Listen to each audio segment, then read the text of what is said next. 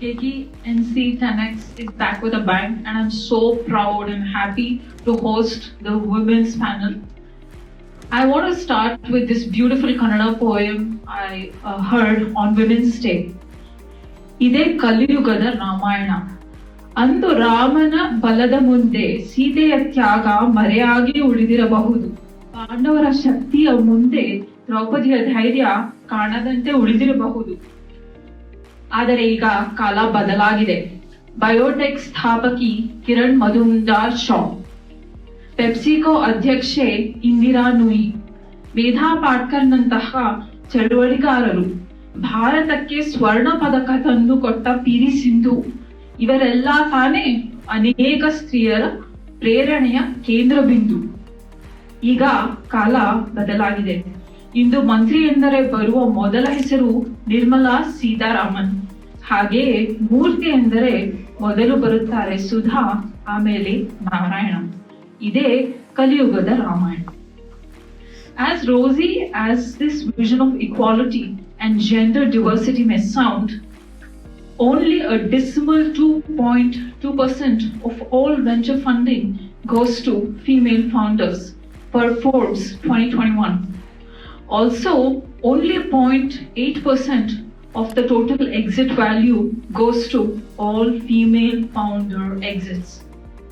Obviously, there is a problem, and our panel wants to highlight some of the issues. This panel is all about what can we do further going ahead, what can we change for the better. If there are certain types of founders who have found funding, the venture capitalists and investors tend to stick to that pattern. How can we break the pattern as women entrepreneurs?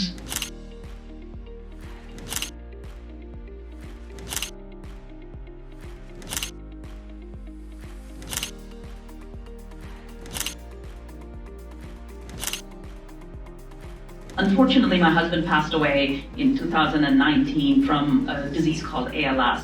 And what I realized was just going through that journey for about 3.5 years with him, it was entrepreneurship. You know, it's kind of everything I learned, ups and downs, was way of life.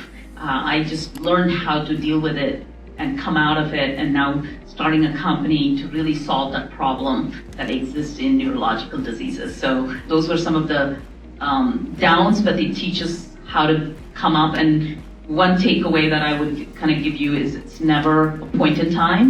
Things change, but you know, it's about keep moving forward and solving these problems. Great. I think entrepreneurs are changing the world. Indu is a great example of that. To me, any product, if it didn't have at least 100 million users using it, that wasn't a product to me. And then when I started out, I had to kind of scale down my mindset in such a way that, you know, I had to learn to be happy with one customer at a time, one day at a time. That to me was a huge challenge mentally to adjust to that. And all my career, I was a B2C, direct-to-consumer person. I had to pivot and become a B2B company. So literally go back and start reading everything about how to set up B2B businesses. And, you know, as an entrepreneur, you are a problem solver, so you will end up learning it. But going through that experience was really hard. I think the moment that was most challenging for me was during fundraising. I had interest from certain venture capitalists, and when I first met them, I had a co-founder. And the second time I met them, my co-founder decided to leave the company and for personal and health reasons. So it was a very difficult situation, as is fundraising is very challenging.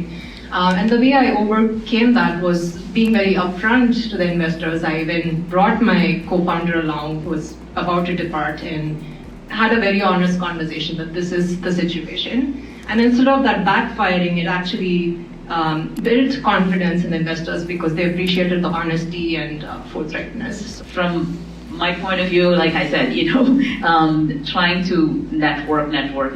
I think meeting more people, going to more places, I think that's in general for all entrepreneurship. However busy you get in problem solving, it's easy to get into it. And the way I did was I needed to get about 20 new business cards every month. I would have that as my goal. And if I didn't hit that towards the end of the month, I had to go and start going to events. So 20 good, you know, like somebody who's relevant.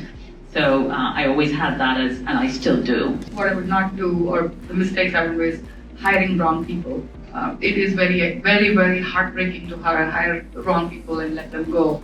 You've lost time, you've lost your energy, you burn the relationships. So that's probably one thing that I would be very conscious about. I've done a couple of mistakes before, so now I'm really cautious about bringing the right people on the team. We all get into a market where there are other products, and number one thing we have to say is, how am I different? And if you're not any different, then make it different. Entrepreneurship is a very tough and a long journey. I'm just curious to understand from your own thinking that would you have a plan B, or would you have a thought in your mind that at some point of time it is not worth pursuing? Because most entrepreneurs, when they jump into starting their own company, they will have good jobs, right? High-paying jobs and family and all of those things. Now you jumped in to start your own company because you had a dream to pursue. And it works out, sometimes it doesn't work out, many times. So would you have that in your mind that at some point of time, okay, I'll stop about this and I'll pursue something else, or I'll go back to my job, or you want to just continue forever? For me, the thought process, I didn't have a cushion, like I didn't have a sabbatical, or I didn't have a job I can go back to. In fact, I quit my job at the beginning of the pandemic. It was already announced it's a pandemic, and I didn't have health insurance or whatever, like it was a very risky move. And first was an internal conversation, which is like, I tried to convince myself to say, no, like this is not the right time, I should like stay on the job. But the internal conversation was, if I didn't try this, I'd really regret it. So that was one. And the second is, of course, this decision impacts your family. So I had a conversation with my husband, we have a little kid, what's our runway? So, I put a number in a notebook saying, I'll give myself 2 years, and that's a time frame that I should commit to, because it's, like she said, it's very addictive, so you can keep going, but really being responsible there in terms of giving yourself a time frame. I had that conversation with my husband, made sure I have savings to support the family, and we together can sort of still have a roof and food on the table, so had that conversation. And in terms of this question of what if you fail, which is obviously a possibility, originally I thought my plan B would be going back to a corporate career, which is always an option, but I think the more I'm learning about this industry, I think I want to start a VC fund, which is realist. Yeah, but either of those, if this doesn't work out.